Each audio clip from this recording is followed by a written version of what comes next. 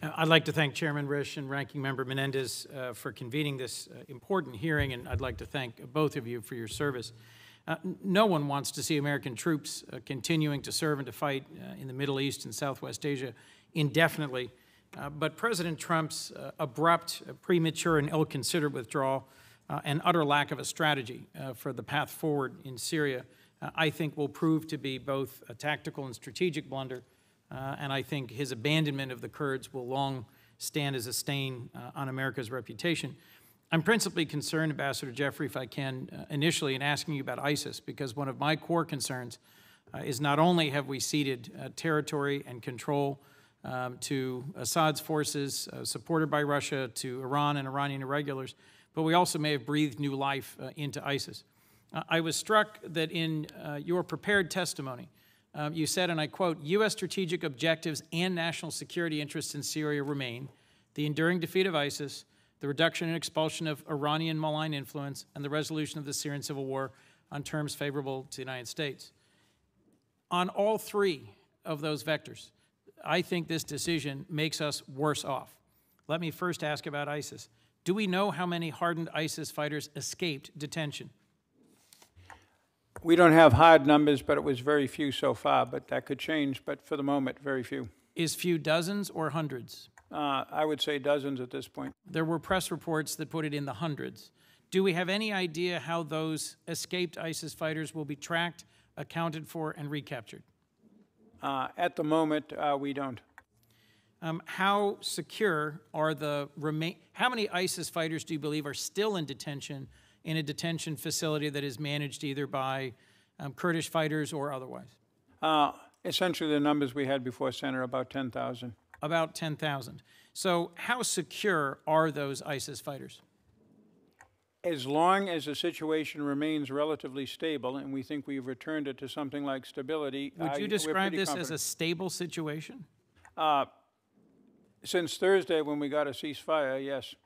So what confidence do you have that those 10,000 ISIS fighters are secure and are being appropriately monitored, even as the SDF is in full retreat? The United States is largely retreating, and a combination of Turkish, Russian, and Syrian forces are flooding into an ill-defined area. Once again, throughout the vast majority of northeast Syria, SDF forces are in control of the terrain and the detention centers that are located. Most of them are below the 32-kilometer east-west highway.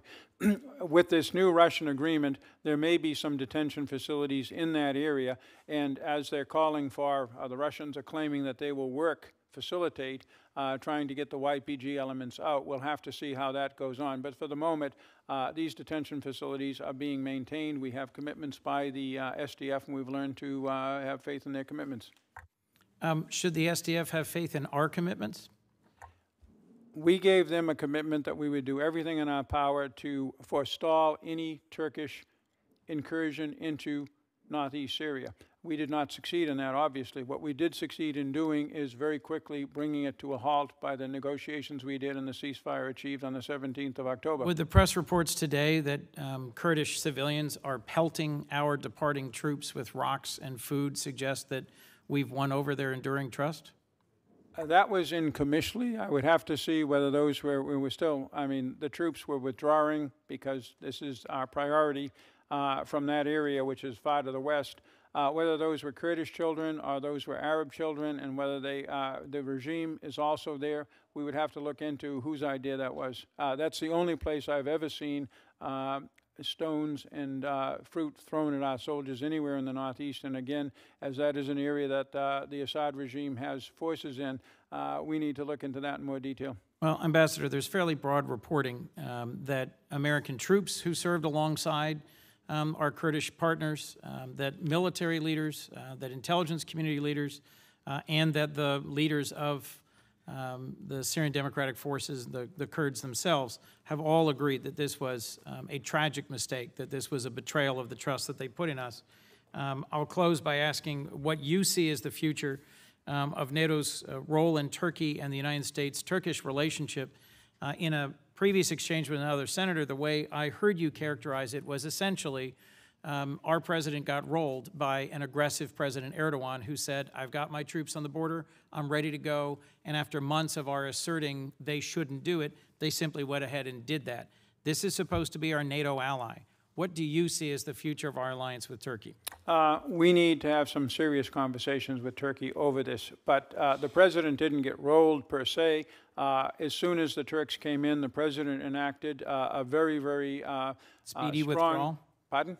He enacted a prompt and speedy withdrawal? No, a prompt and speedy set of sanctions against Turkey, followed up by even stronger ones from the U.S. Congress, and pulled from the table various, if you will, incentives for Turkey to behave better, and set into motion the diplomacy that led very quickly to a ceasefire.